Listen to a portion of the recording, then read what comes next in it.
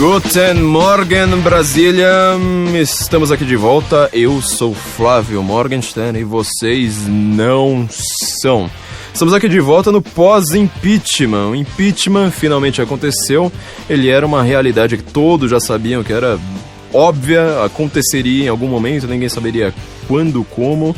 E ainda aconteceu de uma maneira que surpreendeu simplesmente todos, né? A gente sabia que provavelmente aconteceria alguma manobra, alguma mudança de última hora aí no impeachment. A gente sabe como é que o Senado é.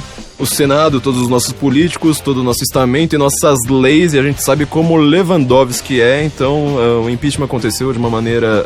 alguns comemoram, outros não comemoram, alguns comemoram pela metade. Então, agora a gente tem que pensar no pós-impeachment, né? Acho que agora a questão política no Brasil vai mudar completamente de figura. Nós não sabemos como isso vai acontecer daqui pra frente. Nós vamos praticar agora um bom pedaço, um bom segmento de futurologia pra gente conseguir prever, tentar fazer uns chutes e uns palpites do futuro. A grande questão intelectual do momento é o futuro do Brasil e o futuro político do Brasil e, sobretudo, o futuro não político. Esta é a grande questão daqui pra frente. Bom, a respeito do impeachment, muita gente... o discurso da defesa ele foi aceito pela militância e pela esquerda no Brasil de que o processo de impeachment é um golpe. Essa questão precisa... ela não é exatamente debatida, porque de um lado você nega o golpe com a letra da lei, de outro lado você fala que é um golpe simplesmente baseando-se na ideia de que Dilma foi eleita pelo voto. Nós já debatemos bastante isso no Senso em Comum. O sensoemcomum.org tem vários textos a respeito disso. E o convencimento é muito difícil de lado a lado, porque as pessoas estão simplesmente usando a sua própria ideologia e se reafirmando. Ou seja, isso aqui foi um golpe, isso aqui não foi um golpe. Parece que ninguém está disposto a realmente falar assim, vamos analisar se foi um golpe de um lado ou outro. Então eu proponho aqui uma pergunta a ser feita, muito mais interessante aqui pra gente conseguir debater de fato, convencer o nosso lado, o lado oposto, a partir do nosso lado, se foi um golpe ou não. A minha pergunta é, num sistema democrático ou republicano, né, fazendo aquela distinção entre democracia e república que nós sempre fazemos, acho que nós somos o único site no Brasil que faz essa distinção. Num sistema democrático ou republicano, o Brasil sendo uma democracia nesse caso, é mais importante você conseguir colocar um político para mandar no país, é mais importante ainda você ter como tirar um político do nosso rabo. Então, aqui é uma questão quase sexual a ser respondida a respeito do impeachment. É mais importante você conseguir meter um político no nosso rabo, ou você poder tirar o político na hora que começar a doer? Se você conseguir responder essa pergunta, acho que sozinho você já consegue entender se isso aí foi um golpe ou não, porque a ideia de você ter representação, por definição, está representando alguém no seu rabo. Falando assim, eu quero que seja leve, longo, grosso, etc, etc. Você tem sempre o safe space, ou seja, você tem uma palavra ali para falar, ó, daqui para frente não pode passar, daqui para frente dói, tem que tirar. Tem que tirar, às vezes, com rapidez, tem que tirar, às vezes, devagarzinho. A própria ideia de você ter um sistema democrático, ela simplesmente implica um político, você poder meter um político no nosso rabo, ou você também, por questões de segurança, de liberdade e de dor, você poder tirar o político do seu rabo. Muita gente gosta da vida extremamente politizada. Até, inclusive, as questões sexuais nas eleições são prementes, né? Você vê que nunca se falou tanto de sexo, de órgãos sexuais e de órgãos excretores em eleições. Então, eu acho que isso aqui já começa a responder a nossa pergunta de fato. Para ser um golpe... o golpe parlamentar, né, que, como a defesa da Dilma diz, seria a ideia de que você quer atolar alguma coisa no seu rabo, Você quer mesmo atolar, inclusive, as coisas nos rabos dos outros? Essa é a grande questão, né? Você quer que o político, ele mande na vida de outras pessoas que não você, e essas outras pessoas, pode ser a minoria da população, né? Lembrando, a Dilma, ela não foi eleita exatamente pela maioria dos eleitores, né? Foram mais de 30 milhões de abstenções, ela teve 54 milhões de votos e ganhou ainda por 2% de vantagem. Então, quer dizer, a maioria do eleitorado não votou na Dilma. Ela ganhou a maioria dos votos válidos, tão somente isso. Mas é mais importante você conseguir usar um político que você goste, para ser atolado no rabo do seu coleguinha, ou é mais importante você ter um modelo para você retirar este político? Quando a gente, por exemplo, usar uma numerologia aqui, né, que é bem de humanas, né, quando o pessoal de humanas faz conta, né, falando assim, 61 senadores vão acabar com o voto de 54,5 milhões de eleitores. Bom, esses senadores também foram eleitos, e um percentual bem maior, né, do que os votos da própria Dilma. E o próprio impeachment tem 66% de aprovação da população, segundo o Datafolha, ou seja, a maior parte da população, na verdade, queria sim o impeachment. Fizeram um recorte ali falando, são 61 senadores, não, são 61 senadores que tiveram votos ali muito maiores do que da Dilma. Então, a Dilma foi democraticamente eleita pela maioria, também está sendo democraticamente deposta. Só isso aqui já consegue responder algumas coisas muito interessantes para a gente conseguir, de fato, ter uma discussão racional. Agora, quando a gente vai falar sobre impeachment e as pessoas estão falando sobre golpe, elas ignoram alguns desses fatos, né? Você sempre faz aquele recorte só separando aqueles fatos que você quer. Então, não importa quanto você diga uma coisa dessas, as pessoas falam, mas e o outro lado, né? Mas, assim, com números é uma coisa meio difícil de se ir contra, né? Se a maior parte da população quer, e aliás, pela própria população, o Temer tem mais dignidade aqui, tem mais motivo para ser mandar no país aqui, governar agora, do que a Dilma. Acho que já por si já começa a responder a nossa pergunta, né? Teve aqui muita gente comentando que a democracia acabou, né? Foi, aliás, o discurso da Dilma foi de que a democracia acabou, sofreu um golpe parlamentar, não sei mais o que, né? Tem um cara aqui que escreveu, morreu a democracia, o que faço com meu título de eleitor? Ele obteve algumas respostas que eu acho interessantes serem, pra gente conseguir realmente convencer um lado ou outro, ele teve algumas respostas bem curiosas, né? O que ele vai fazer com o título de eleitor dele? Uma sugestão, troque ele por uma carteira de trabalho. Outra sugestão, rasga, é bom que não vote errado de novo. Terceira sugestão, doa para o Instituto Lula ou transfere para Cuba. Não, pera. Essa é uma boa sugestão. A minha preferida foi a última, né? Enfia no cu. Eu acho que isso aqui já está mostrando exatamente o que está na mentalidade de um lado ao outro, né? O que é que vai acontecer com essa história do impeachment. Bom, o impeachment aconteceu e também um golpe. No Senado, a gente viu que a ideia do impeachment não passou de fato. Quando aconteceu com Collor, o STF definiu que não existe essa coisa pela Constituição, né? Tá na Constituição, de que você separa os direitos políticos de uma pessoa do seu cargo. Obviamente, você tem os direitos políticos por causa do seu cargo. Então, a Dilma perdeu o cargo, Michel Temer agora é o presidente, não é mais presidente interino, ele é o presidente. Dilma Rousseff é ex-presidente do Brasil, não é mais presidente, mas ela tem os direitos políticos. Então, de onde estão vindo esses direitos políticos dela? Ela não tem o cargo. De onde está vindo? Está vindo do Lewandowski. Está vindo do Lewandowski com Renan Calheiros. Renan Calheiros, ele é um político assim, bem pior do que Eduardo Cunha.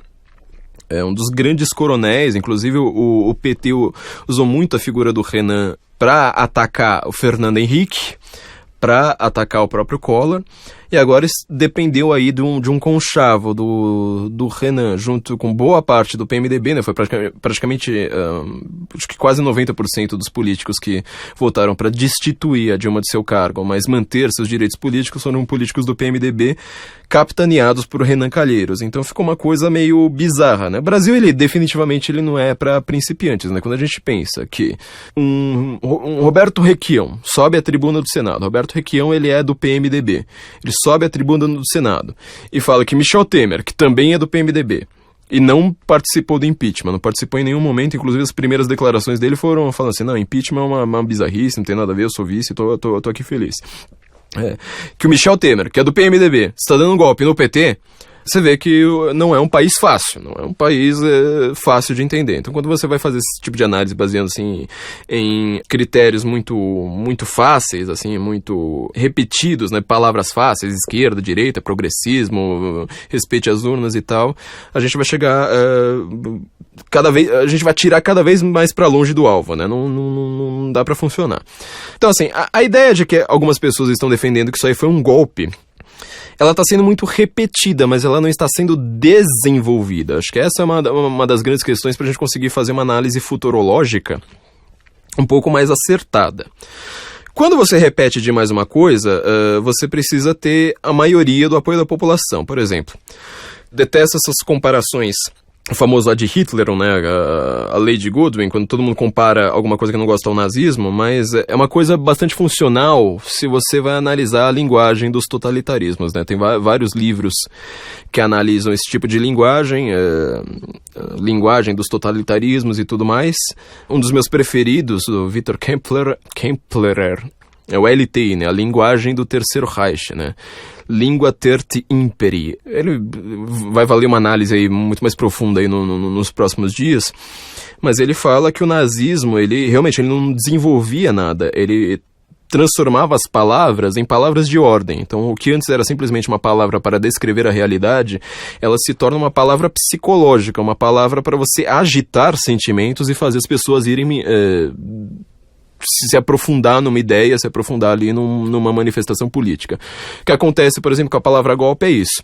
Agora a gente precisa comparar duas situações, né? Por exemplo, se a Dilma sofreu um golpe, a Dilma, ela manteve os direitos políticos dela, ela vai ter direito a 8 servidores, ela estava com salário até agora, ela tem 30 dias ainda de uso do Palácio do Planalto.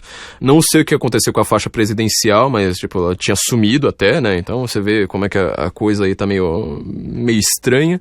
Mas tudo isso acontece e dizem que é golpe. O Collor, ele nem sequer esperou o resto do julgamento do impeachment no Senado, ele renunciou assim que apareceu na Câmara, perdeu todos os direitos dele. Então, assim, por que a Dilma teria sofrido um golpe e o Collor não? Para isso você precisa ter uma coerência, ou seja, você compara os dois e fala assim, olha, vamos analisar aqui nos dois casos o que tem de comum, o que tem de incomum entre os dois e chegar a uma coerência. Isso é que nós chamamos em vários dos nossos artigos de pensamento mais filosófico, ou seja, você vai ter uma tentativa de adequação ao que você pensa e a sua linguagem à realidade. Agora, no modelo de linguagem que a gente está falando, por exemplo, que foi no Terceiro Reich, que está acontecendo nessa linguagem de golpe, ela é simplesmente uma repetição para atiçar ânimos. Então, ela não precisa dessa coerência. Ela simplesmente olha para Dilma e fala golpe, golpe, golpe, golpe, sem o desenvolvimento daquilo. E as pessoas acreditam pela repetição. Isso é uma coisa meio complicada, bastante perigosa. Porque, por exemplo, se foi realmente um processo, assim, digamos assim, se a Dilma, vamos dizer, fosse inocente, não tivesse cometido crimes, você pode muito bem dizer, olha, não é golpe, mas eu sou contra o impeachment da Dilma. Mas isso não aconteceu, ou seja, todo mundo que foi lá tentar salvar a pele da Dilma reafirmou essa ideia de golpe. Você já vê que tem alguma coisa errada aí. Alguma coisa bastante errada e bastante curiosa, porque você vai sempre notando incoerências nesse tipo de discurso, né? Quando você quer fazer uma coisa dessas, ou seja, você repetir a linguagem, simplesmente repetir sem desenvolver, sem você tentar entender o que é aquilo, você consegue se você tiver a maioria. Essa ideia de você repetir um discurso por ter a maioria funcionou desde 2002 no Brasil. Desde 2002, sempre as eleições ou o discurso político, ele é baseado nessa repetição. Por exemplo, Lula não sabia de nada. Lula sobreviveu ao mensalão ainda no seu primeiro mandato por causa disso. Foi reeleito em 2006. Elegeu a Dilma em 2010. Reelegeu a Dilma sempre falando, aquilo ali era um amigo meu, é um amigo meu, quem tem sítio é um amigo meu, quem comprou parlamentar para aprovar minha própria emenda foi um amigo meu, quem quem tentou comprar o silêncio de um delator foi um amigo meu, este senador aí era um amigo meu, mas nunca fui eu. Quer dizer, tá tudo ali ao redor dele e nunca ele. Até a defesa tentou falar assim, estão julgando a Dilma pelo conjunto da obra. Não estão julgando a Dilma pelo conjunto da obra, estão julgando a Dilma por crimes de responsabilidade dela em si, né? Até a gente comparou, fizemos um artigo aí no Senso em Comum, dizendo, por exemplo, explicando um dos nomes mais citados aí pela defesa da Dilma, que foi o nome de Eduardo Cunha. Repare que quando a gente fala Eduardo Cunha, nuvens negras tomam o horizonte, a terra começa a tremer, ameaça rachar no meio, a água se torna sangue, o ar se torna veneno. Eduardo Cunha parece ser a encarnação dos quatro cavaleiros do Apocalipse numa pessoa só. Porque ele teria aceitado o processo. Bom, se ele aceitou o processo, significa que não foi ele que criou o processo. Então você repara, de novo, Eduardo Cunha está sendo usada como uma palavra gatilho. Ela é uma palavra que impressiona. As pessoas vão lá e falam assim, Eduardo Cunha já fica assim, sabe, com um tremor aqui no estômago. Porque ele realmente é um péssimo político, todo mundo já sabe todos os podres dele, inclusive o grande podre dele que foi ter apoiado o PT, ter pedido votos para Dilma, para sua eleição e reeleição. Como ele é um grande cacique no Rio de Janeiro por causa do voto do eleitorado evangélico, foi eleito com mais de 1 milhão de votos, você pode pensar, né? Se a Dilma teve pouco mais de 1 milhão, 2 milhões no máximo de votos de diferença de Aécio Neves, sem Eduardo Cunha, Dilma já perigava nem ter sido eleita, né? Então, ela deve muito ao Eduardo Cunha. E o Cunha, para aceitar esse processo, ele tirou a parte que envolvia 2014, que estava na peça original, tirou a Petrobras também, essas coisas envolvendo Passadini e tal, porque as contas na Suíça dele envolvem exatamente o mesmo escambo do PT, a mesma malversação de dinheiro do PT. Então, quando ele tira, ele enfraquece a peça. E aí aparece o Cardoso, vai lá e fala assim, olha, mas essa peça é fraca, tem pouca coisa aqui na peça, e ela foi feita pelo Eduardo Cunha. Bom, uma coisa explica a outra. Ele usa os dois fatos como se fossem dois fatos de acusação. Acusando a acusação, né? Uma coisa bonita aqui de falar. Ele está acusando o processo, falando que ele é minado por causa do Eduardo Cunha, porque a peça é fraca. Mas a peça é fraca por causa do Eduardo Cunha. Quer dizer, você de novo não tem esta coerência, você só tem uma palavra que emociona a militância. A militância, geralmente, quem é militante começa muito jovem. E o jovem é uma pessoa muito facilmente impressionável. Isso é uma coisa bem perigosa, porque você se impressiona realmente com injustiças, você quer mudar o mundo, mas para você chegar a um pensamento mais complexo, você precisa justamente dessa coerência. Então, ele ouve isso muitas vezes, mas ouve assim, palavras como Eduardo Cunha, como golpe, como sei lá mais o que. Você pode reparar como tudo isso vai afetando a psicologia dele, né? Tipo, nossa, eu preciso reagir a isso, criticar isso aí. Só que essa coerência, de fato, ela é perdida. Você não tem uma coerência ali para unindo premissa, consequência para conseguir entender isso. Mas quando você tem a maioria, ali no caso de 2002, 2006, 2010, 2014, funcionou. Você tinha a maioria, de fato. Você sempre, essas eleições aí, tirando 2014, todo mundo já sabia quem iria ganhar, desde o começo, todo mundo já sabia. Quando você tem a maioria, você não precisa tentar convencer, você só repete a palavra, repete. Foi o que aconteceu nos totalitarismos, né? Estou usando aqui um exemplo bem forçado e bem avançado, que é justamente para ser didático, né? A gente usa o exagero, que é para você falar assim, olha, no exagero eu entendi como é que funciona aqui a lógica, então agora vamos aplicar num caso mais complexo como o Brasil, que ele não é tão exagerado, mas esse modelo de repetição, né, da linguagem. Bom, mas aí aconteceu o impeachment e aí fica a grande pergunta. E agora? Daí pra frente, como é que vai ser? A gente já tem aqui uma noção de que foi a maior derrota da esquerda em décadas, talvez a maior derrota que a esquerda tenha sofrido em toda a sua história no Brasil, porque, por exemplo, quando o João Goulart ele foi destituído, aconteceu uma coisa parecida, ou seja, a população foi pra rua na Marcha da Família com Deus pela Liberdade. A população queria destituir o João Goulart. João Goulart vai lá, foge pelo Uruguai e tudo mais, né? Acontece toda aquela coisa. Aparece a junta militar lá para criar um estado de exceção e a população pede por eleições dali a 6 meses. Os militares realmente destituíram o João Goulart, mas traíram a população e ficaram 21 anos no poder. Aparece Caetano Veloso, né? Esse tipo de gente aí... muito res do chão e fala que, tá vendo? O movimento pelo impeachment foi a mesma coisa, parecia uma ditadura, eles queriam a ditadura. O povo não queria a ditadura, não. Você não vê nada ali a respeito, tipo, olha, eu quero a ditadura.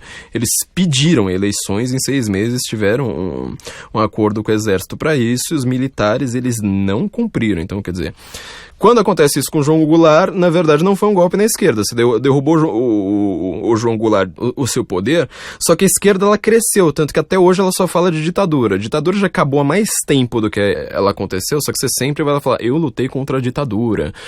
Inclusive você fala que você lutou por democracia, né? Aquela coisa, é um discurso que já não tá mais colando. Você tá vendo? Olha, eles perderam a maioria. Já não tá mais colando. Quem é que acredita de fato que Lula, Dilma, esse pessoal aí lutou por democracia? Quem já é petista. Entendeu? Então, eles estão tentando fazer uma pregação no deserto, eles estão tentando converter já os convertidos, repetindo isso. Você consegue repetir quando você tem a maioria, só que esse discurso da esquerda cansou, porque eles têm a dominação dos meios de comunicação, apesar de falarem que a Globo é golpista, sei lá mais o que, na verdade a gente sabe, você liga a Globo News, lá tenta achar alguém lá falando, olha, Dilma tem que ser destituída, este processo é completamente legal e democrático e tudo mais. Não, é sempre assim, falar, não, existe polêmica, não é bem assim, não sei mais o que, né, mas como eles precisam desse discurso, eles continuam falando, não, eu não sou manipulado, eu sou contra a Globo, né? Lindbergh Farias foi lá e falou assim, a Globo é golpista no seu discurso no Senado, e a Globo tá lá, sabe, passando a mão neles, né? Nesse ritmo, logo, você vai ligar na Globo, a única coisa que você vai ver é a gente gritando fora a Globo dentro da Globo, né? Inclusive, João Willis, cria da Globo, Zé de Abreu, cria da Globo, quem mais, né? Me fala uma pessoa de direita na Globo, praticamente impossível. Mas eles precisam desse discurso sendo repetido como palavra gatilho, né? Como uma palavra assim só pra jogar lá pra frente.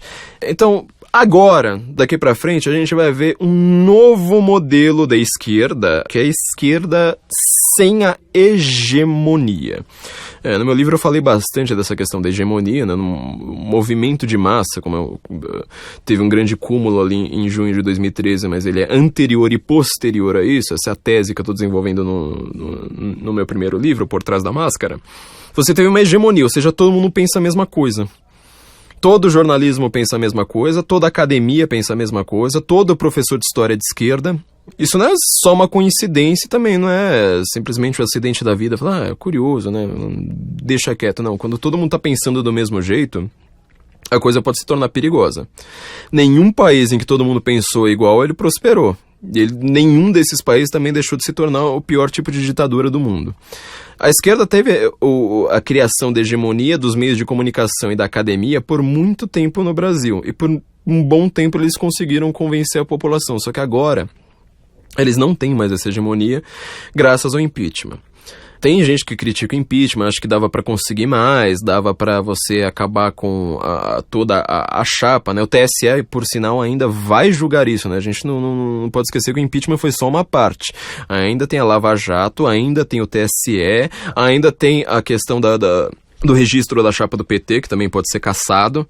Então o impeachment foi só uma parte disso, né? Só uma parte da quebra da hegemonia da esquerda.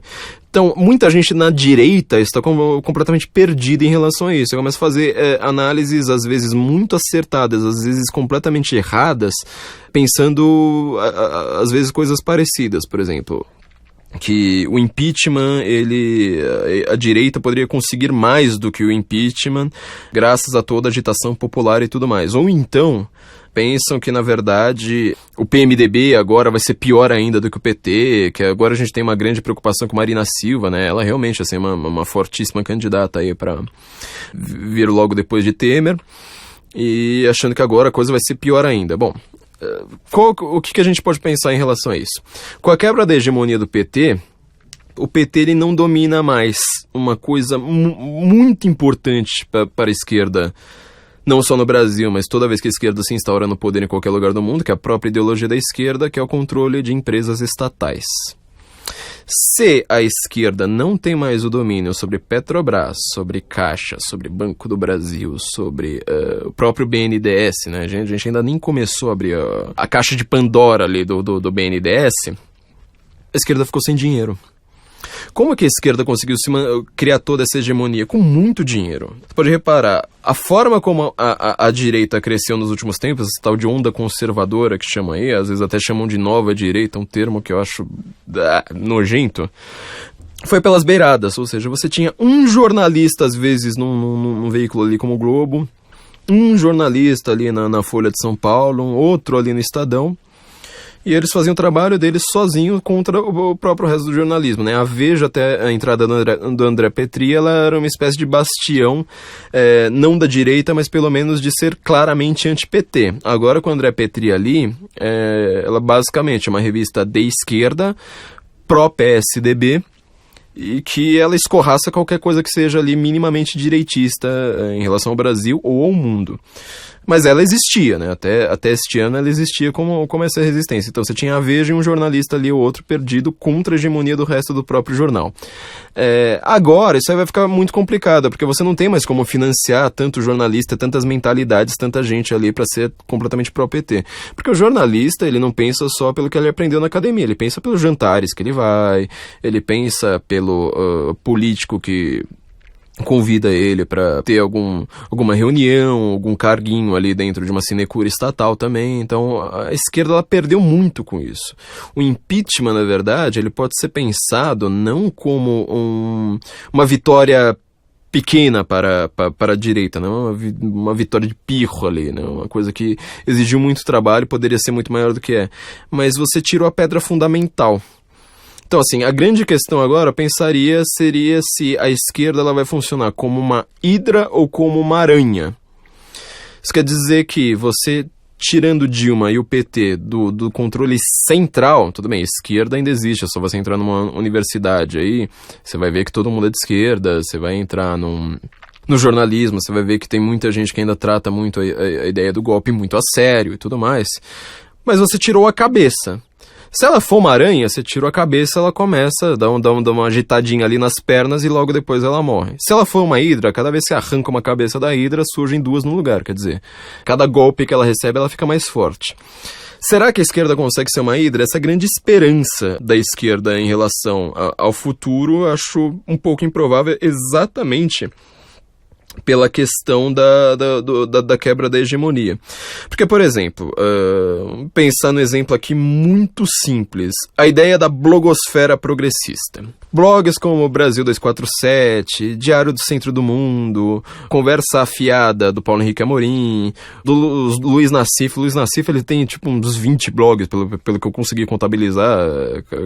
Ele é uma hidra, né? Cada vez que ele sai de um blog, assim, surgem 50 blogs no lugar. Todos esses blogs, né? Sakamoto, essa turma toda aí. No Sakamoto a gente esqueceu de comentar 2 podcasts, quando a gente estava falando de George Soros, um dos podcasts mais ouvidos até o momento, que ele também recebe do George Soros, né? E de novo não saiu na mídia. O cara tá lá com um blog ali dentro do UOL, né? Que é do Grupo Folha. Esse tipo de gente recebe uma bufunfa desgraçada, muito dinheiro para conseguir repetir esse discurso. É golpe, é golpe, é golpe, é golpe, é golpe. Secou a fonte, entendeu? Então agora, assim, os contratos que eles têm com o Estado vão minguar, muitos deles podem acabar. Tudo bem, eles podem conseguir dinheiro por outras fontes, acho que a maioria vai, mas agora eles provavelmente vão ter muito menos leitores. Mas aí você vai falar assim, mas pô, ninguém lê blogosfera progressista, só retardado acredita nesses caras.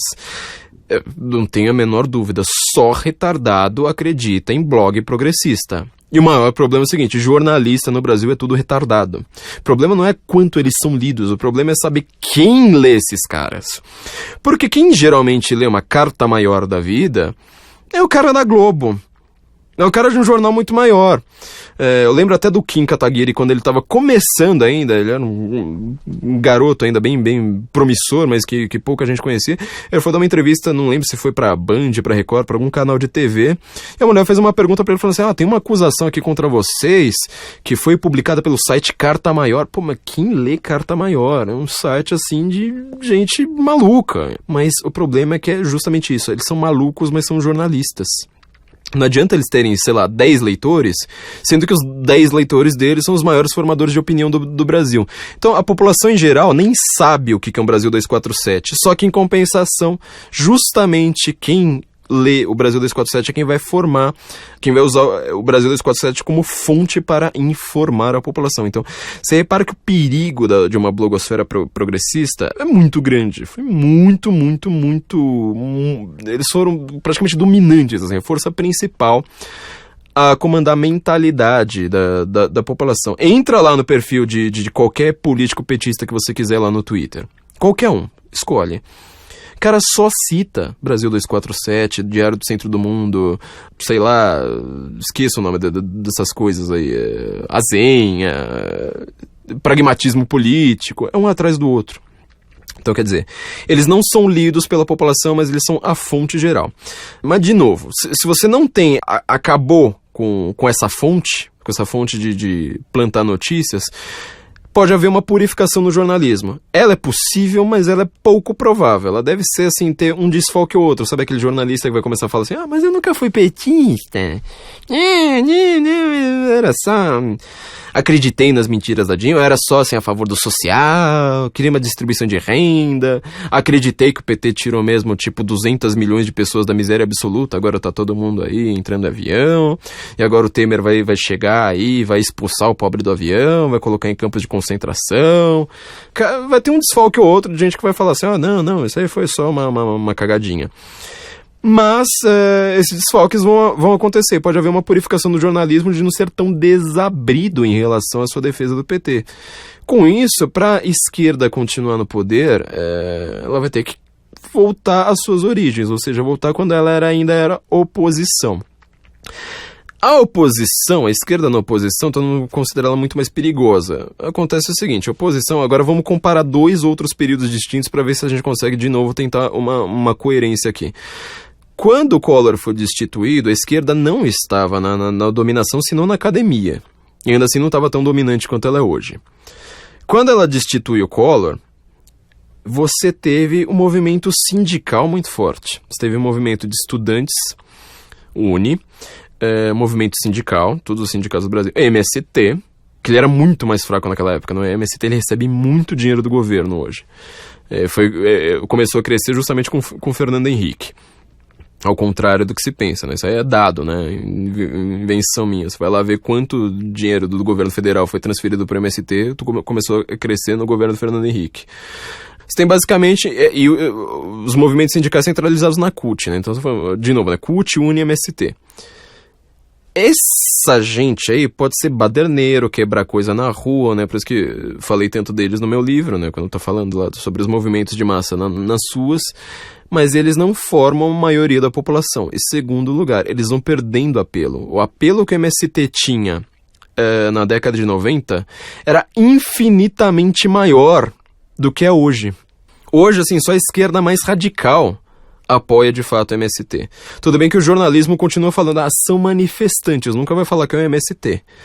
Falei muito disso no meu livro em relação a 2013, né? Apareceu alguém lá com uma bandeira de um coletivo, né? Ele não aparece com a bandeira do partido, mas aparece com uma bandeira assim, Juntos, Anel. Ninguém sabe o que é isso, mas na verdade o Juntos é um coletivo do PSOL. A ANEL é um coletivo do PSTU. Eles não colocam lá, de fato, as suas bandeiras no primeiro momento. Falam assim, são manifestantes. Não, são partidos de esquerda organizados, né? São órgãos internos de um partido de esquerda.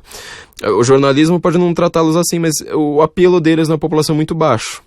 Tá ficando cada vez mais baixo. Na década de 90, apareceu uma novela no Brasil chamada O Rei do Gado, que inclusive tava no Vale a Pena Ver de Novo esses dias. Tava na fila do dentista, preciso sempre me justificar, né? Tipo, estava vendo novela. Tava na fila do dentista. O Rei do Gado, de fato, era o Antônio Fagundes. Eu esqueci o nome do personagem dele. Eu fui pesquisar há pouco tempo, mas esqueci. Acho que é Renato, alguma coisa assim.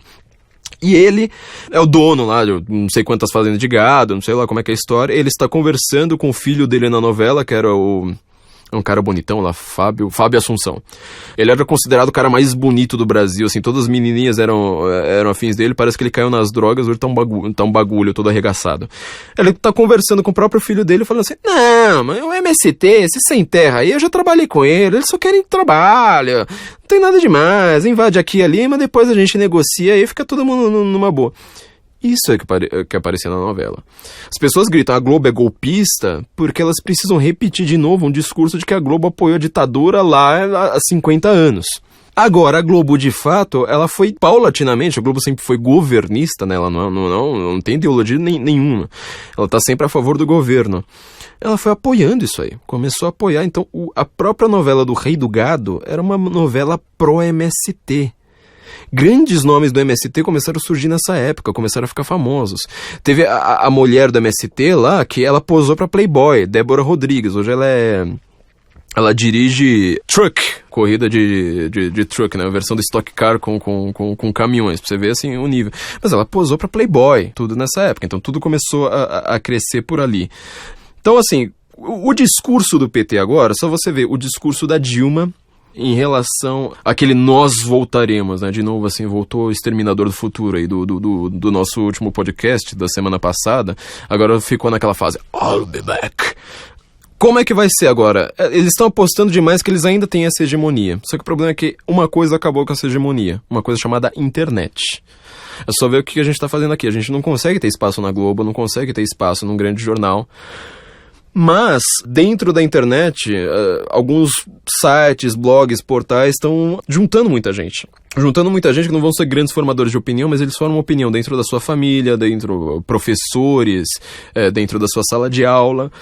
Assim, o que a gente tem de professor universitário que ouve a gente aqui é uma coisa assim, a ser comemorada fortemente, porque são vários. Assim, todo dia aparece alguém do MP, algum juiz, algum professor falando assim, olha, eu sei que vocês são um site pequeno aí, a gente tem um grão de areia na praia comparado a audiência de uma Globo, mas eles estão justamente querendo cansar daquele pensamento hegemônico único. Falando assim, eu fui pesquisar outras coisas, às vezes você acha um think tank, um site bem pequeno, às vezes muitas vezes até razoavelmente acadêmico, com os textos meio truncados e fechados, mas são justamente esses que estão fazendo um contraponto. Só se você pensar no MBL, por exemplo, quando vem para as ruas, as pessoas que a Janaína convidou ali para sua defesa, deixam isso muito claro, ou seja, Janaína chamou o pessoal do MBL, o pessoal das ruas, o pessoal do Vem Pra Rua, um promotor ou outro ali, sabe, gente muito pequena, que às vezes tem uma página ali com, sei lá, se muito 100 mil seguidores. Já a Dilma, ela falou, chama ministro, o cara, sabe, que governou pastas aí multimilionárias, às vezes bilionárias, e o Chico Buarque. Quer dizer, quem é que tá no establishment, quem é que tá contra o establishment? A direita tá contra o establishment, né? E a esquerda, ela tá dominando tudo, só que ela precisa do discurso de que ela é perseguida, ela precisa do discurso fora Globo, entendeu? Globo golpista. Ela acha, porque só assim ela funcionaria, que ela é a oposição ainda. Tanto que ela tá lá na Globo gritando fora Globo, ela tá lá no poder gritando que tá rolando golpe. Ela acha que quem governa o país é a oposição, culpa tudo pela oposição, né? Mas a Dilma faz o seu discurso incitando de maneira cada vez menos disfarçada que a esquerda, o MST, esse pessoal mais aguerrido, né? A militância mais que trabalha nisso todo santo dia, gente que vai à reunião do partido, gente que vai que trabalha para a causa de fato, né? Quer dizer, você repara como é uma estrutura oligárquica por si, né? A pessoa fala da democracia, mas isso aí já gera uma oligarquia interna por definição, dentro da estrutura do partido. Porque quem é que vai conseguir realmente mandar no negócio não vai ser, de fato, a população em geral. É quem entende da burocracia interna do partido. Tem aqui, vamos citar aqui de forma rápida, um livro aqui que eu acho muito importante para isso, porque pouca gente estudou de fato a ideia de como funciona um partido político dentro da ideia da democracia. Tem um grande sociólogo alemão, Robert Michels, ele estudou justamente a estrutura dos partidos socialistas na Alemanha, na República de Weimar, e ele tem um livro chamado Political Parties, A Sociological Study of the Oligarchical Tendencies of Modern Democracy, ou seja, o estudo sociológico, partidos políticos, o estudo sociológico das tendências oligárquicas da democracia moderna, Robert Michels. A que conclusão ele chega? Olha que coisa interessante. Quando você tem esses partidos, que a gente precisa entender o que a Dilma está querendo falar com a militância dela, eles fala assim, eu sou democrático, tô lutando pela democracia. Só que quem vai entender do partido de fato é quem é dedicado à causa o tempo todo. Ou seja, quem manda no partido, ele já tem uma estrutura oligárquica. A democracia é simplesmente a concorrência de um partido com o outro, só. O resto é oligarquia pura. Então, antes você tinha monarquia. A monarquia ela é baseada numa tendência ali de sangue, uma ideia de representação de um país, etc. No partido, não. Ele representa o próprio partido, ele tem uma estrutura oligárquica. Quanto mais a democracia foi chegando à modernidade, mais tem gente para governar. Aquilo ali virou tudo uma burocracia, ou seja, uma oligarquia burocrática. Você tem uma burocracia enorme interna ali para resolver. E quem entende daquela oligarquia é quem manda. Então, quer dizer, você vai reparar, por exemplo, um Lula, esse pessoal aí, eles podem não ter uma tendência erudita nenhuma, eles não são intelectuais, mas eles têm um conhecimento a respeito da burocracia, da estrutura interna oligárquica, infinitamente maior do que qualquer analista de fora, como nós, comuns mortais, como qualquer outra pessoa vai ter. Então, assim, sempre o partido ele vai ser governado de uma maneira extremamente autoritária. O partido em si, dentro do partido, ele tem uma estrutura extremamente autoritária, mas muito mais autoritária. As pessoas acreditam que monarquia ela é um autoritarismo por si, uma ideia justamente democrática. Só as democracias acreditam nisso. A Dilma ela tá fazendo isso, ela tá dando o discurso de cima ali pra militância mais histérica dela. O discurso dela é uma repetição de novo dessa história de golpe, de não sei mais o que, só que ele tá incitando a militância a ir contra o restante da população, aquilo que a gente tava falando no começo do podcast, ou seja, você vai ter que a ideia agora de você falar eu defendo a democracia, defendo sobretudo direitos sociais, direitos dos trabalhadores, significa que eu ganhei em eleições, certo? Ganhei em eleições, e agora, por ter ganhado da minoria, que na verdade não foi minoria como a gente falou, eu tenho direito de maioria sobre a minoria, sobre inclusive o dinheiro dela. Se eu quiser pegar o seu dinheiro e falar assim, tô dando pros pobres e ficando com os 90%, tô fazendo isso, tô fazendo aquilo, o pessoal ainda aplaude. Quer dizer, a ideia é exatamente o contrário, ela tá querendo falar, como eu sou a maioria, eu tenho direito sobre a minoria. Segundo lugar, a repetição dela mostra uma diferença do que aconteceu ali com Collor. Porque com Collor, você tinha lá CUT, MST, toda essa turma aí, eles foram crescendo, beleza, foram crescendo. Só que assim, por exemplo, na hora que cresceu de fato, o bolo cresceu bastante em 2002, o Lula finalmente foi o preferido para ganhar as eleições. O mercado ficou em pânico, porque o Lula sempre se declarou socialista, falava em socialismo democrático, pode procurar lá, Lula Socialismo Democrático, no YouTube você vai ver como é que ele defende o socialismo claramente ali perante o Collor. Socialismo democrático, de novo, volta lá para o nosso podcast número 10, né, o Guten Morgen número 10, que a gente está explicando o que é socialismo democrático. Gente que está simplesmente pensando na ideia de democracia como liberdade formal, não vai entender isso, vai falar, não, democracia é uma coisa, socialismo é outra. Vocês vão entender lá que ele estava certo, viu? Lula estava completamente certo pelo modelo como eles iriam conseguir construir o socialismo e por que o PT, nesse sentido, ele é claramente um partido socialista. Vejam lá no podcast, Lula não tá errado. A ideia da democracia favoreceu o socialismo, a ideia da república que é impeditiva ao socialismo, mas... Bom, outro texto para isso também está lá no sensoincomum.org, né? O que é essa tal democracia que o PT tanto defende?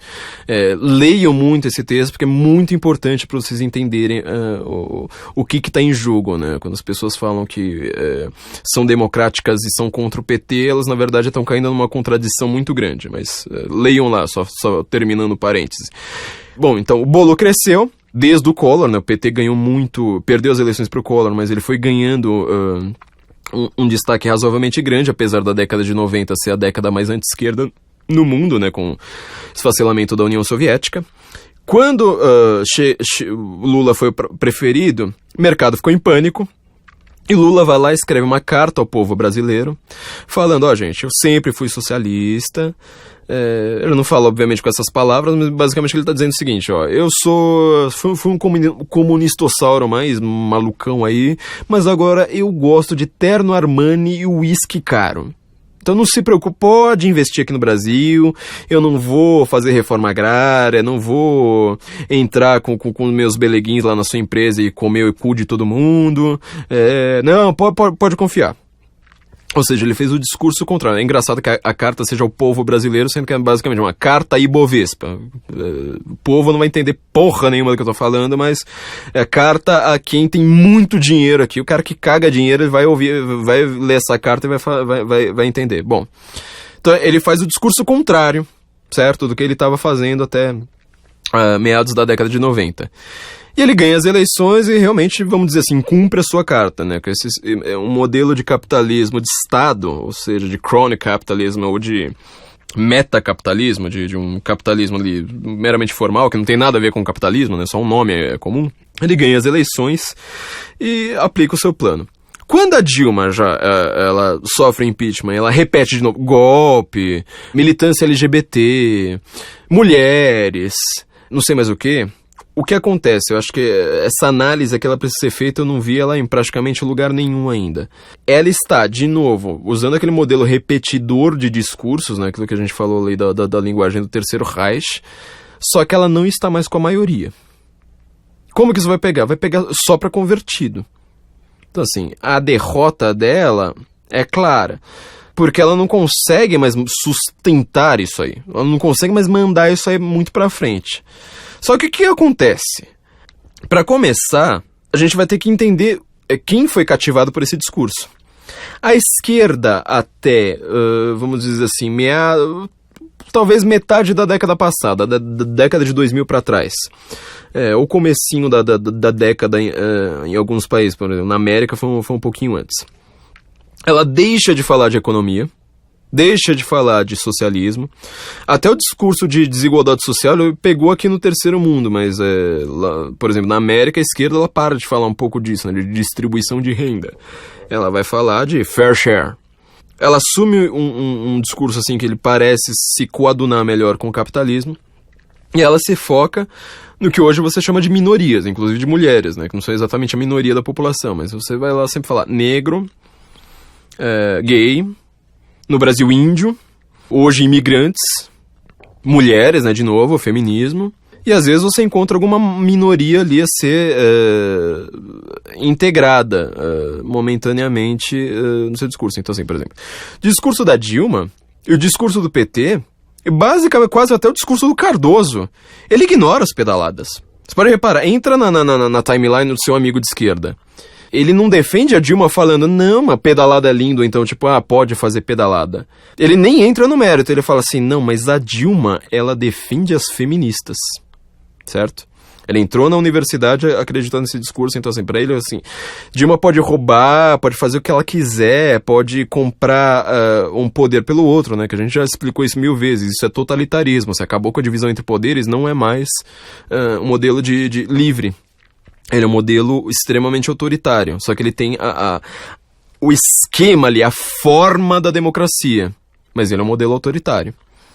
Porque, no final das contas, quem ganha é sempre quem está no poder. Então, quer dizer, não tem ali uma checks and balances, não tem um contrapeso ali de um poder pro outro. Inclusive, ela conseguiu fazer isso com o judiciário, né? Só a gente pensar em certos nomes, né, que presidem sessões aí muito importantes que a gente não vai citar. Mas ela consegue comprar o judiciário. Consegue colocar seus advogados ali em cortes de alta patente.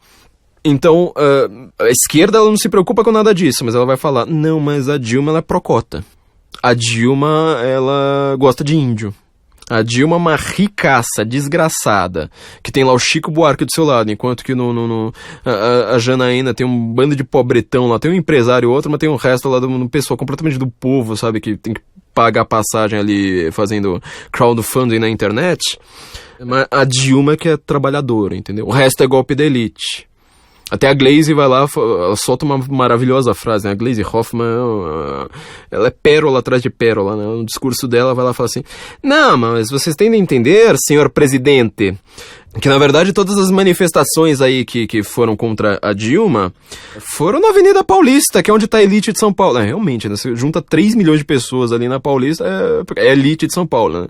E como se a Avenida Paulista fosse frequentada pela elite só, né? Você pode dizer que os prédios, os escritórios são de elite. Agora a avenida em si, calçadão dela ali é cheio de mendigo e cheio de gente ali querendo que você dê dinheiro pro Greenpeace. E feirinha hippie ainda no meio, né? Mas ela vai lá, solta isso e convence de novo, porque não tem coerência. São só palavras para criarem uma geração psicológica imediata e irrefletida. Reflexão imediata, assim, igual pancada no joelho. Então, assim, a Dilma agora, ela repete, ela não consegue convencer ninguém, só que ela tá apostando exatamente na ideia de que as pessoas vão fugir da realidade, fugir dos seus crimes e continuar falando assim, olha, enquanto tiver um professor de história, enquanto tiver, sei lá, um blog de um ricaço aí qualquer, que fale sobre marketing ou qualquer coisa, mas vai lá e fala assim, eu gosto de feministas, ela tá garantida. Então, o que acontece? Vamos usar, por exemplo, assim, teve um podcast nosso concorrente aqui, eu tava ouvindo agora há pouco, chamado Anticast. Parece que é um dos blogs aí mais, tipo, fodalhões lá da história dos podcasts no Brasil. Eles juntaram lá uns 5 cidadãos pra ouvir e, gente, eu tava ouvindo 5 cus piscando. O Anticast, assim, foi isso. São 5 cus, entendeu? Tipo, gente muito cu, não é pouco cu, é gente muito cu piscando. Falando, é golpe, é golpe, é golpe, é golpe, é golpe, é golpe. Aí você tenta ouvir a palavra pedalada ali em algum momento. Não tem. Tenta ouvir ali o que eles falaram ali contra o decreto. Não tem porcaria nenhuma. Mas é golpe, é golpe, é golpe, é golpe. De novo esse modelo de repetição. E, de novo, né, falando aí do exemplo aí do que a gente tá falando, da comparação dos convidados da Janaína com o convidado Chico Buarque da Dilma, né? Gente, assim, que você sente o cheiro de Roquefort ali a 5 quarteirões de distância.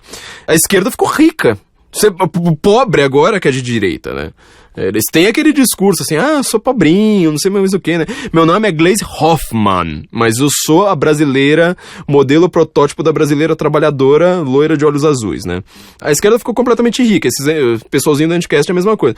Os caras estavam lá, você vê como é que eles recortam tudo pra sustentar esse discurso. Então, quer dizer, a Dilma ela passa o discurso pra militância e gente de blog, gente de jornalismo, gente de pra cima e pra baixo vão tentando fazer aquilo ali se tornar palatável pra quem não tá acreditando na ideia de golpe. Por exemplo, Janaína, né, tem um texto lá no Senso em Comum também, né, Janaína Pascoal, que é nossa colunista, né, coisa maravilhosa, ela fez um discurso falando assim, olha, gente, vocês estão me acusando aí de conluio, se tem conluio foi só de Deus que ele fez assim com que várias pessoas completamente independentes percebessem os crimes da Dilma ao mesmo tempo.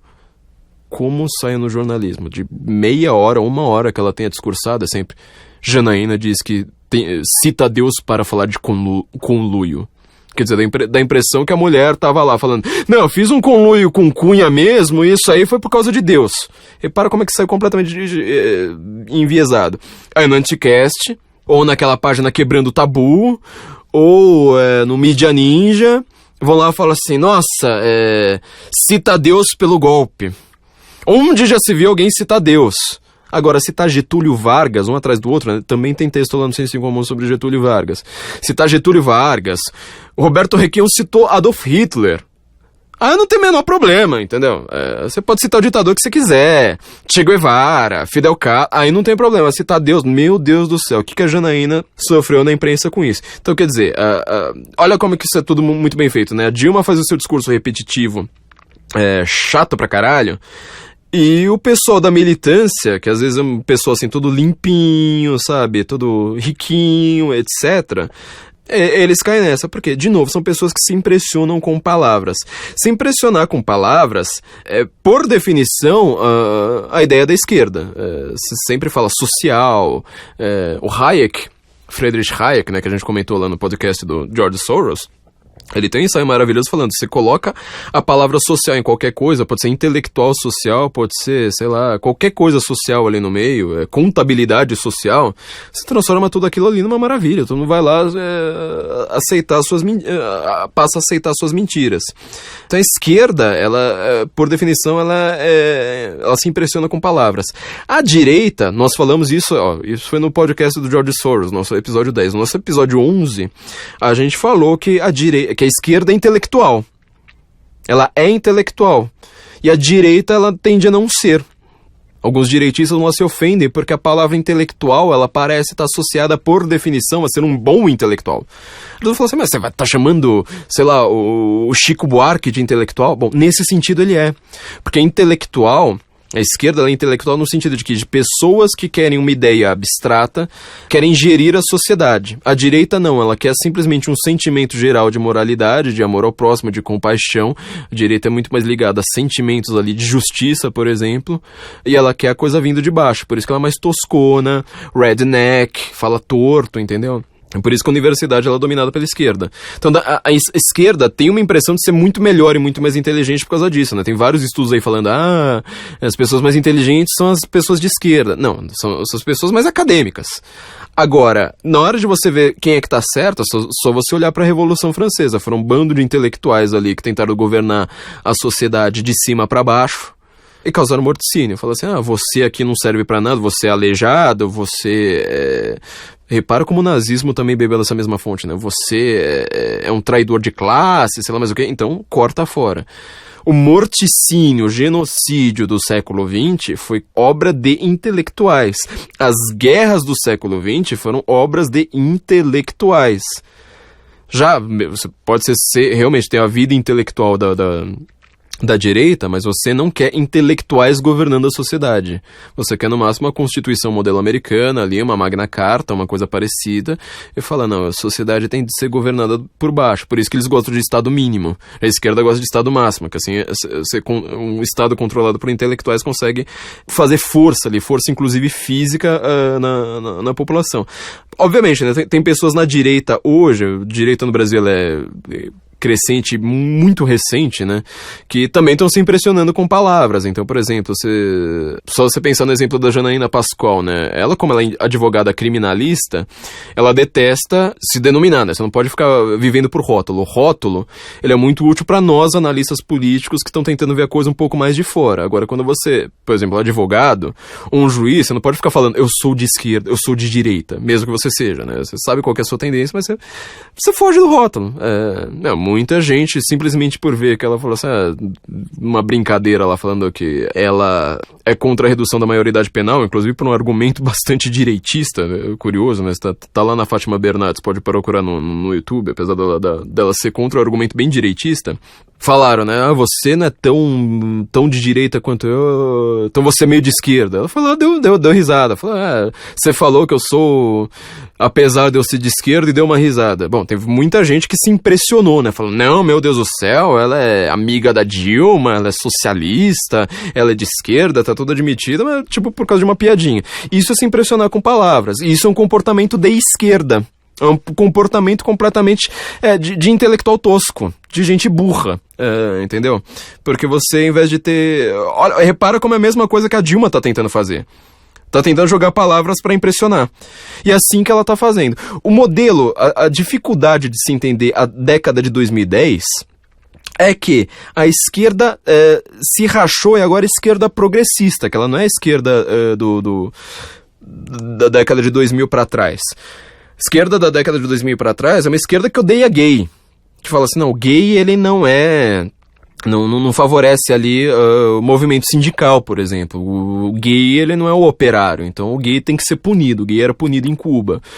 Agora com a esquerda pró-gay, a esquerda feminista, o que feminista faz? O que ela serve para o movimento operário? Nada, absolutamente nada. Então, quer dizer, ela era meio uma pátrida ali, né? Apesar de ter nascido ali do marxismo, ela era sempre considerada assim, meio de canto, assim. O pessoal de esquerda olhava e falava assim, essas feministas aí servem mais como curral ali na hora na hora do sexo sindical do que propriamente como ativista. Ninguém levava a feminista a sério. Hoje em dia elas são as capitãs do movimento.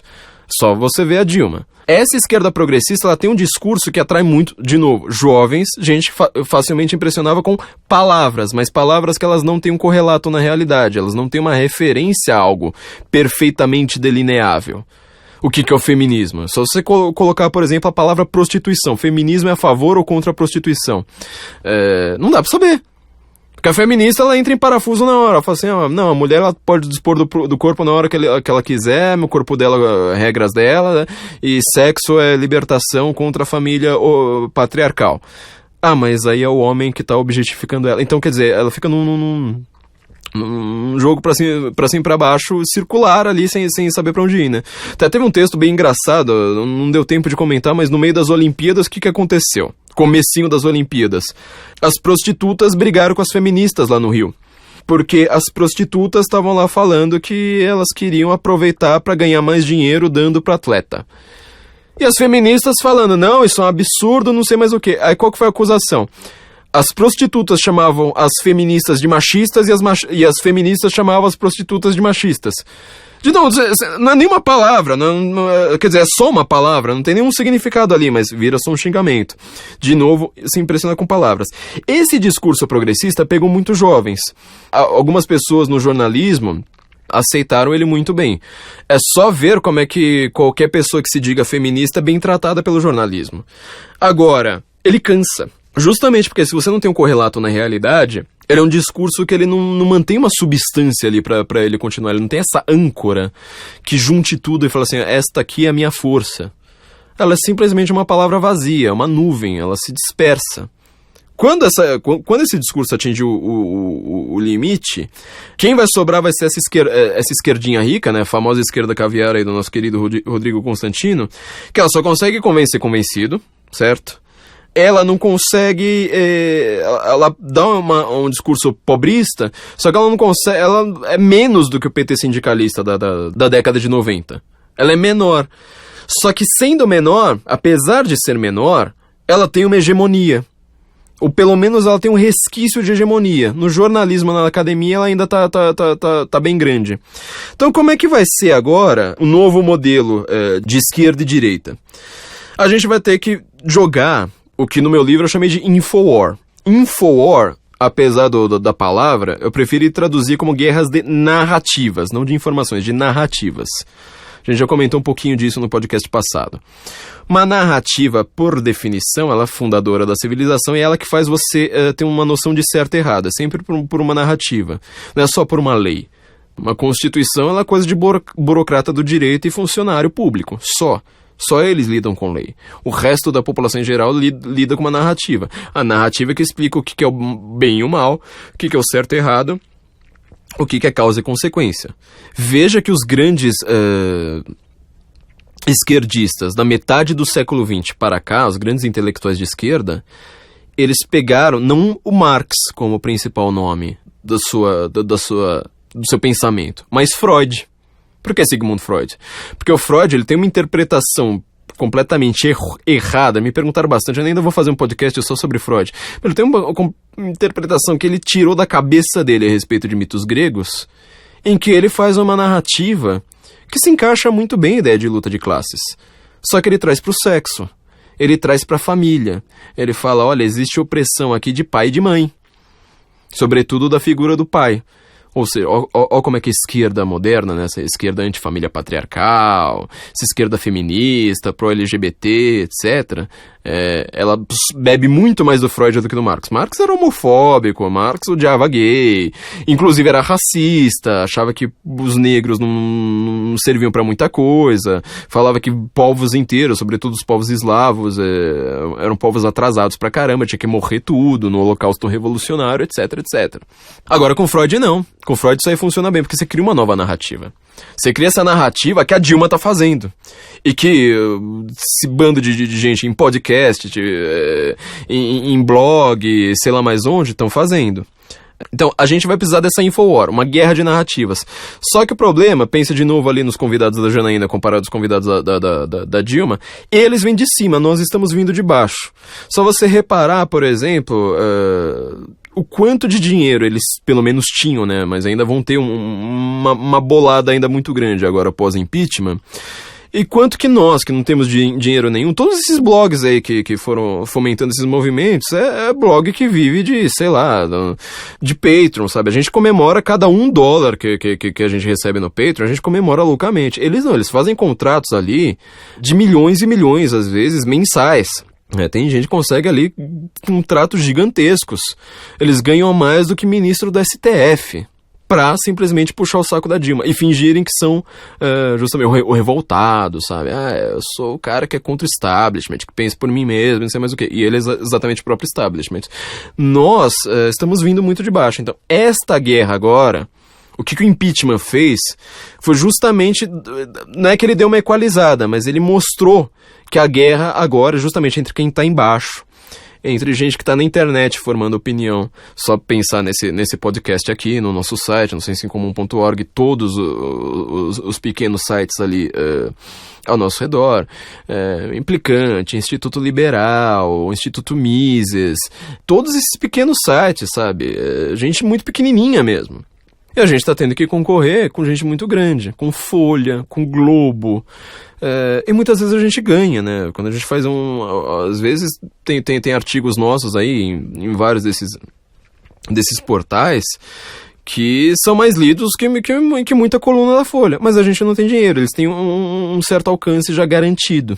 Esse discurso progressista cansou. Essa pode ser a grande refração ideológica, sabe? Aquela noção que você olha, mas você olha por um vidro ali, só que ele mostra a realidade um pouco torta. A Dilma pode ainda acreditar nisso, o PT ainda está acreditando muito nisso, de que a esquerda progressista ainda é o futuro. Na verdade, a esquerda progressista já está cansando. É só você ver se você consegue falar com toda facilidade que você é do movimento negro, etc. Feminismo ainda está um pouco na moda, mas já está cansando. Você vai ver muita gente na imprensa já começando a cansar desse discurso sem substrato na realidade, né? Como no caso da prostituição que a gente falou.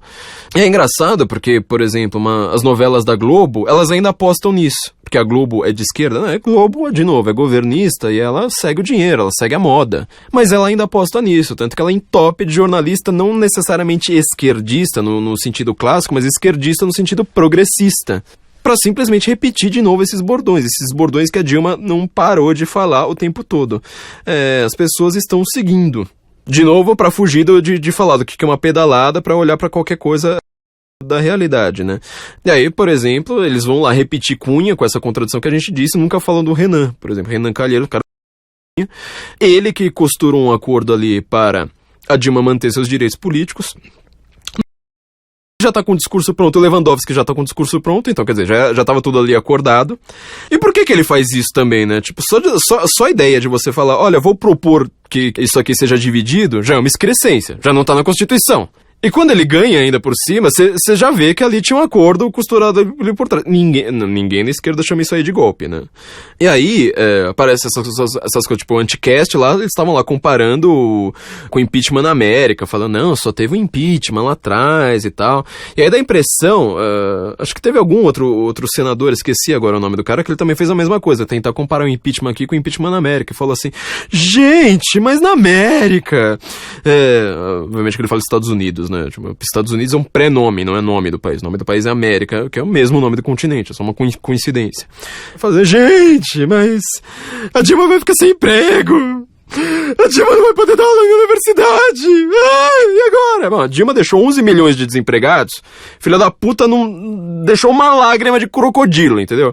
Mas na hora de acordado ali com o Renan, ter pedir pro emprego de uma pessoa, aí ele chora e compara com a América, falando assim, olha, mas lá só teve um impeachment. Lá só teve um impeachment, não é por causa da lei, ao contrário do que o Anticast fala, e não é porque lá porque nós somos golpistas. É porque a América teve políticos melhores, filho. Você quer comparar os presidentes americanos de George Washington? Obama a gente tira da reta, mas você quer comparar com George Washington, Lincoln, Roosevelt, sabe, Reagan, inclusive você pode comparar até com o presidente democrata aqui, como o Kennedy, quem era radicalmente contra comunista, etc. Né? Hoje em dia já fizeram estudo mostrando que o Kennedy estaria muito mais próximo do Tea Party do que do Partido Democrata. Você quer comparar esses presidentes com Dilma? O impeachment acontece por causa disso, lá eles têm políticos melhores, não tem isso. E o Nixon, por exemplo, o Nixon ele renunciou para não sofrer o impeachment, foi aqui na década de 70, sabe? Então, o crime é sério, as pessoas estão fugindo da ideia do crime. No Anticast, inclusive, falaram lá, não, é meio polêmico, né? Não ficou claro. Olha o que o cara fala, ele não entendeu porra nenhuma do que é uma pedalada, e fala, como eu sou burro, eu não entendi nada? Então o crime não é claro. É o chamado argumento ad ignorantiam, ou seja, eu ignoro o que seja a realidade, então já que eu ignoro, aquilo ali não existe. Eu não sei qual que é o nome desse bicho aqui na minha frente, pode ser um elefante, mas eu nunca vi na frente. Então falando, não existe, porque eu ignoro qual que seja o nome do bicho. E vão lá falar que é polêmico. Mas se é polêmico, se é mesmo polêmico, por que só político de esquerda que não enxergou o crime? Se fosse polêmico, você teria que ver um monte de direitista, assim, radical lá falando, eu entendo, eu detesto a Dilma, não sei mais o que, mas realmente eu não entendi o que é uma pedalada. Não, mas ao invés disso foi só político de esquerda. E os caras ainda, de novo, né, fizeram a mesma coisa que o Cardoso fez lá em relação ao Cunha, que a gente já escreveu, que a gente comentou aqui agora há pouco. Isso aí no Anticast ainda, né? Ele foi lá e falou assim, não, mas olha só que jabuticaba brasileira, né? Isso aí foi um julgamento político. É uma excrescência do Brasil que você vai lá, o crime é jurídico, mas quem julga são políticos. Peraí, meu filho. Teu amiguinho acabou de falar que ele não entendeu porcaria nenhuma do que é uma pedalada. Se fosse pra ser julgado só por quem entende do assunto, seria muito pior, meu. A Dilma passou lá com 20 gente defendendo ela, porque é gente que não entende porcaria nenhuma. Quer dizer, julgamento político salvou a Dilma. Inclusive salvou os direitos políticos dela que agora estão vindo do éter e da cabeça do Lewandowski com o Renan. Agora, se fosse só um julgamento jurídico, só por lei, ela estaria fodida, meu filho. Assim como outra excrescência, né? Ela iria escrever uma carta até o próprio PT por 24-2, ou seja, por 14-2, aliás, duas vezes um 7-1, não deixou ela falar, propondo novas eleições. Como assim novas eleições? Estão na Constituição, em algum lugar da Constituição, que o presidente, na hora que ele quiser, inclusive o presidente afastado, que não manda em nada mais, ele propõe novas eleições. E aí ele vai propor um plebiscito.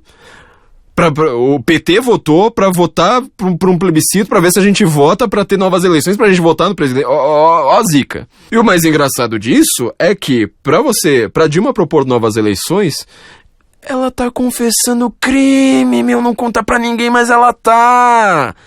Por que ela proporia novas eleições? Não é pra ela pegar o cargo dela de volta e falar, isso aqui é meu? Isso aqui é meu e ninguém tasca? Não, ela tá propondo novas eleições na cara de todo mundo e fala assim, eu sou criminosa mesmo. Mas ao invés de me julgar, propõe novas eleições que a narrativa fica melhorzinha pra gente contar no futuro.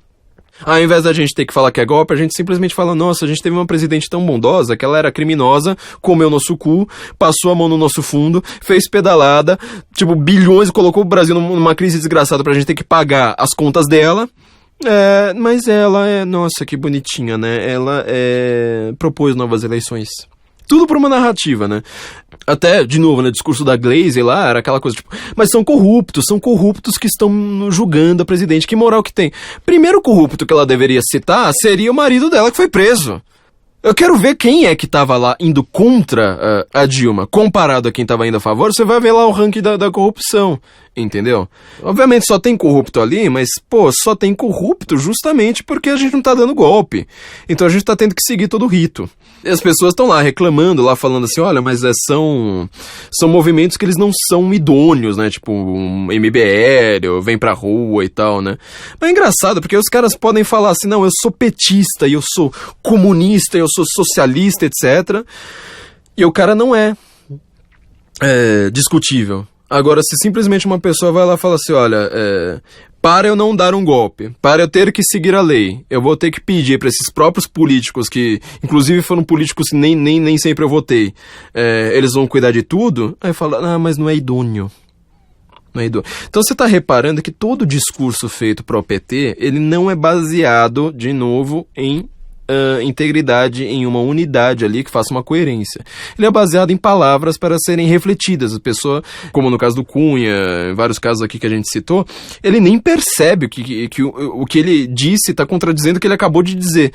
Mas ele reage com a mesma indignação, histeria, aquela coisa bem de movimento de massa, assim, tudo exagerado e fanático, a mesma coisa. Bom, então agora a variação sobre impeachment aqui, ele cortou a cabeça da aranha e não da hidra. Agora, para a direita, ela ficou um pouco mais fácil conquistar espaços na guerra cultural. Só que essa guerra ela vai ter que ser feita sobretudo pela internet. É por isso que a gente pede tanto, a gente pede sempre aqui no contribuições para o nosso Patreon, porque a gente precisa contar essa história direito. E a gente está concorrendo, não é com um outro blog, a gente está concorrendo com Folha de São Paulo, com Globo, com toda a Rede Globo, com toda a TV. Na TV a gente não tem espaço nenhum. Com toda a intelectualidade. Você quer comparar com Porta dos Fundos? Quer concorrer? São esses agora os grandes inimigos. Você quer concorrer com... Veja os podcasts, gente. Quase ninguém na direita ouve podcast, porque quase todo podcast de esquerda. Quase todo, né? Não sei se existe algum outro podcast de direita. Parece que o Guten Morgen foi o primeiro depois do Trout Speak. Não tem mais, entendeu? Nós somos sozinhos, nós somos pessoas solitárias que estão fazendo seu trabalho. Por isso que quando a Janaína vai chamar a gente que lutou pelo impeachment, só chama lá povão, gente. É gente que anda de ônibus, entendeu? E essa guerra, tipo, tem a Infowar, né, que é a guerra do jornalismo, tem também a Netwar, que é a guerra da internet, que ela já não é mais tão verticalizada assim. Nosso futuro tá ali. Muita gente, tudo bem, eu entendo que a gente precise realmente, assim, ler uma Folha de São Paulo, ligar na TV pra saber o que é que estão falando, mas quem precisa crescer agora somos nós na internet, são pequenos sites que eles precisam se tornar grandes portais. Enquanto a gente não tem uma Fox News, a gente precisa ir fomentando estes sites. Quem tá fazendo esse trabalho aí na internet, nós aqui com podcast, né? Realmente eu não sei, talvez tenha outro... tem o Luciano Pires, né, do Café Brasil, que é um outro podcast de direita. Alguma hora a gente vou lá dar um rolê lá com o Luciano Pires, tô devendo isso pra ele. Mas de resto, tem o Instituto Mises, né, também, do Bruno Garchagen. Fora esses, você não vai ter mais nada, então a gente vai precisar lutar uma guerra na internet, entendeu? Uma guerra assimétrica, completamente assimétrica, pra gente conseguir construir nossa narrativa. Por isso que projetos como Escola Sem Partido são tão curiosos, né? Aliás, fazendo um último comentário aqui sobre o que eu tava ouvindo no Anticast, pra você ver como é que é um povinho bunda, né? É um povinho muito, além de burro, assim, a gente que tem ideias mal cheirosas, do tipo assim... Foi aliás uma coisa que aconteceu também no Braincast. Lembra quando a gente comentou o Braincast lá pra trás, né, do politicamente correto, a mimimicracia, e eles vão lá, falam tudo assim, tipo, me chama de comunista, né, então eu sou comunista, dá uma risadinha assim. Na hora que você vai ver o que o cara defende, é o comunismo mesmo. Não é brincadeira, é tipo, é o comunismo, o cara gosta de gulag praticamente. É tipo, nossa, se existe alguma coisa assim que, alguma empresa que não é estatal, olha que absurdo, entendeu? O cara é contra tudo. Só que ele vai lá, faz tudo dando risada. No Braincast aconteceu também a mesma coisa, né? Uma menina dando risada falando assim, porque agora não pode mais fazer piadinha, né? Com mulher e com negro. E não pode mesmo, né, gente? Gente, ela tá defendendo a censura dando risadinha. Essa esquerda progressista que tá surgindo a gente tá contaminado por ela em 2010 e ainda falta uma análise intelectual. A gente tem uma análise intelectual da esquerda até pelo menos a década passada, tanto da esquerda gramscista, a esquerda, depois tem muito pouca gente que estuda, mas a esquerda do Ernesto Laclau, a esquerda do Slavoj Žižek, mas essa esquerda progressista agora, ela tem um funcionamento novo, sobretudo essa esquerda de internet.